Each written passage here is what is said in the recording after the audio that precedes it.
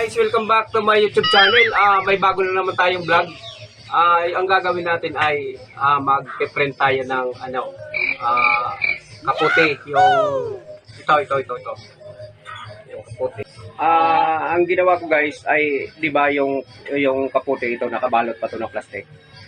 So, ang ginawa ko ay binitin ko muna ito. Marami to. So, binitin muna natin para maalis yung kulubot. Pero bago natin imprintahan, so kailangan plansyahin muna yung site na kung saan doon tayo mag-print ng design. Okay. Tapos yung gagamitin natin na screen is 150 mesh. Ito yung yung pino. Pero pwede rin gamitin yung mga 120 or 150, 200, 300. So, ang gagamitin natin is 150 lang, yung medyo Tapos yung design natin, ito. Tagaro baliktad pa. Simulan na natin. Let's go!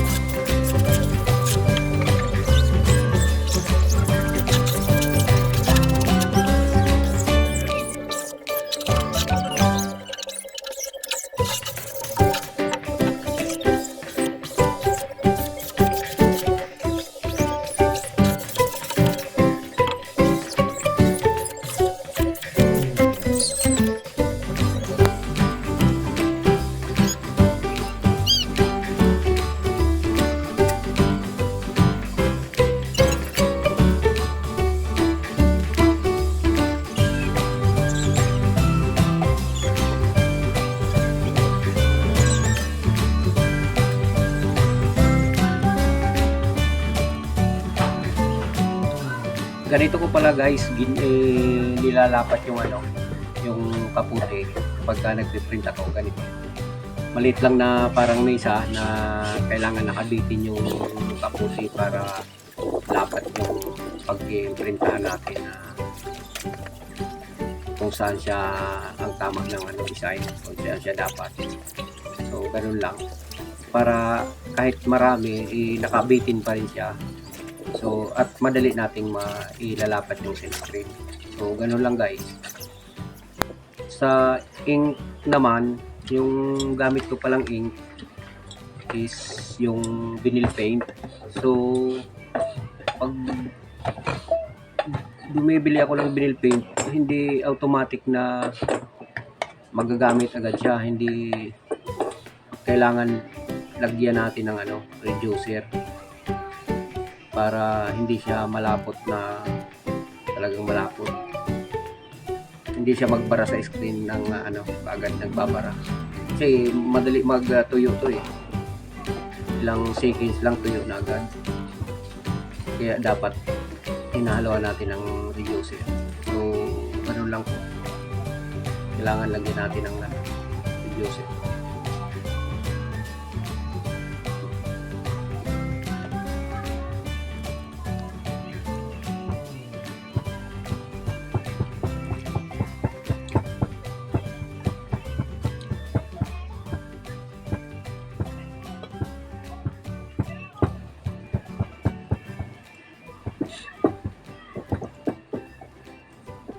Hindi ko na po pala pinakita yung pag-expose ng cell screen guys kasi palagi ko namang binablog yun eh.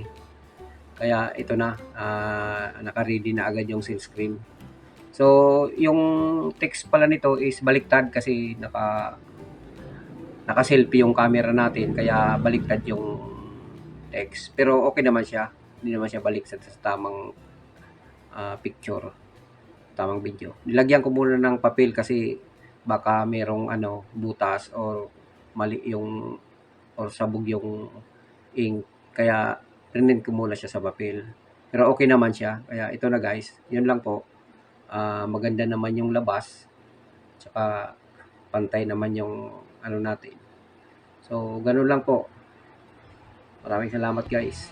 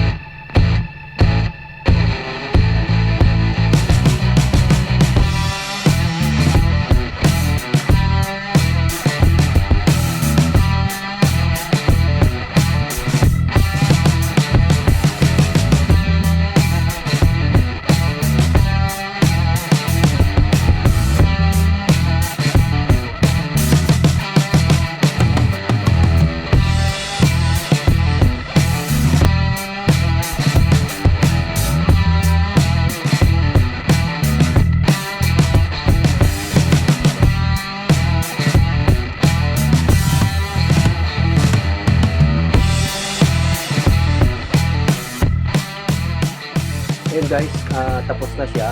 So itong screen, ito. Yan, hindi ko na ito hugasan kasi ang hirap. Saka pag naghahagod tayo, hindi pwedeng iwan ng kahit 1 minuto or ilang segundo kahit kailangan dire-diretso yung hagod para hindi siya matuyo kasi yung vinyl sandali lang natutuyo agad. Tsaka mayat maya nilalagyan ko ng reducer. Kaya ganito ang pag-print ng ng vinyl ng kapote gamit yung vinyl.